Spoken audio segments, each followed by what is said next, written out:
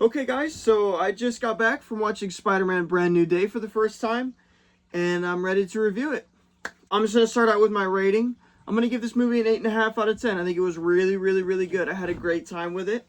I guess I'll just get out the way the negative things, and I only really have one big complaint. Not really big even. I just think that the beginning of the movie was really slow. To where I was like, is it going to get going? Where is it going? But then once you get to about that the last 2/3 of the movie, it's just really good. It just go from that point on, and it's really good. It's everything I want it to be. But the beginning was slow, and I wasn't sure if they were gonna manage to focus on everything equally, because I feel like they were kind of not balancing it well. That was just in the first half. In the rest of the movie, it was really well balanced. Only real reason that I'm giving it an 8.5 out of 10, other than the problems I had with the first third of the movie, is that I gave the Odyssey a 9 out of 10. I thought about bumping up my Odyssey grade to a 9.5, but I decided not to, and I decided to just go with an 8.5 for Spider-Man, because I do think that the Odyssey is better than this movie. So that's the two reasons that I give Spider-Man 8.5 and not a 10 out of 10. So let's talk about all the stuff that this movie does good without spoiling it. If you wanted a street level Spider-Man movie that focuses on his struggles as Spider-Man, living on his own, this is the movie that it delivers on that. Now it's not completely street level. There is fantastical elements, but the stakes are low enough to where it's not world ending, and it's just a Spider-Man helping New York solving a kind of lower level crime, and it does really well at that. Another thing that I really liked about this movie was the character arc that they took Spider-Man on. They found a way to tell a new story about Spider-Man, and to take his character and to teach him a new lesson.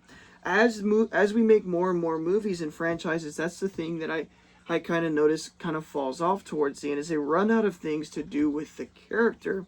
So they just make a movie where the character doesn't change or learn a lesson, and that doesn't make it satisfying or interesting. This movie is not like that. They teach Spider-Man a new lesson that he has not learned yet, and it actually grows and changes him as a character, and it's really interesting and fun to watch. The action is really good in this movie. The first half was a little bit lacking. Not the first half. The first third was a little bit lacking on the action, which is what I think was one of my issues with it. But it really delivers in that last 2/3 of the movie. There is some amazing Spider-Man stuff in terms of the action. The cinematography is amazing. Some of the shots look beautiful. And I really liked the addition of the Punisher in this movie. And it's not a spoiler because he's in all of the trailers. I thought that he was just going to be thrown in there for fan service. He's actually a bigger part of the plot than I was expecting. And he's actually not only a fun character, but actually necessary to the plot. He helps push it along. And I really like what they do with this character. It's not as big and on the nose as it is with Spider-Man, but it is nice. He fits in well, and he adds to the story. And there is even some character growth, I think, that they do with him, even with him being like the third lead in the movie, or maybe even the fourth. I want to say the villain. I'm not going to say who it is, but the villain, I found it really good. They had interesting motivations, and it was satisfying to watch them through and through. And I think that where they left off on that story is interesting, and I like the way they concluded it. Another thing that I think is worth noting is that when I was watching the trailers for this movie, I was very scared that they were biting off more they can chew, because there was so much different stuff in the trailers. The trailers had the Hulk, it had Punisher, it had the Hand, it had Scorpion, it had unknown Sadie Sink character, it had Spider-Man mutating, it had all of these things. And I will say that they managed it really well. A lot of that stuff is not nearly as big of a part in the movie. Like, it's just like a afterthought. They picked like 2 or 3 things that they really wanted to focus on with Spider-Man and with the story, and they told the story through that. And they managed to connect them all of the story pieces and plot beats, to the lesson that they're trying to teach Peter, which was really, really well done. So they didn't make the mistake of Spider-Man 3 and The Amazing Spider-Man 2, where they're just doing way too much. The trailers made it seem like that might happen, but that's not the case.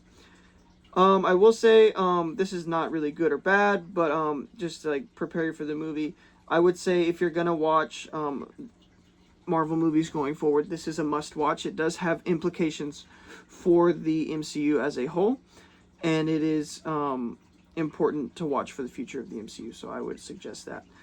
It's not one that you can skip, and you shouldn't skip it. It's really good. There is a post-credit scene.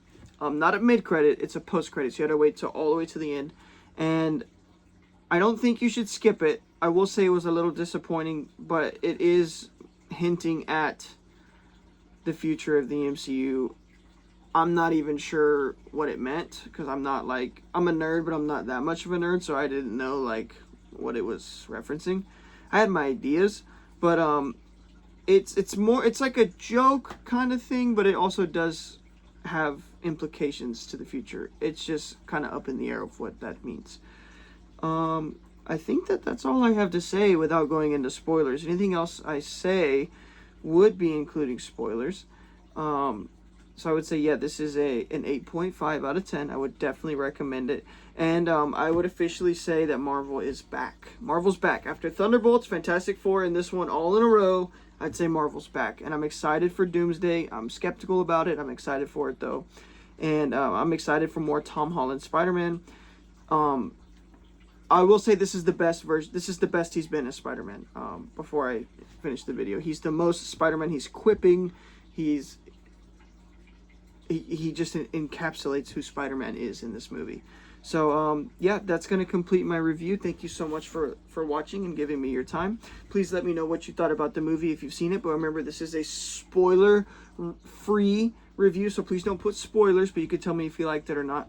And then tomorrow I'm going to post my spoiler review, so y'all have a good one. Enjoy the movie.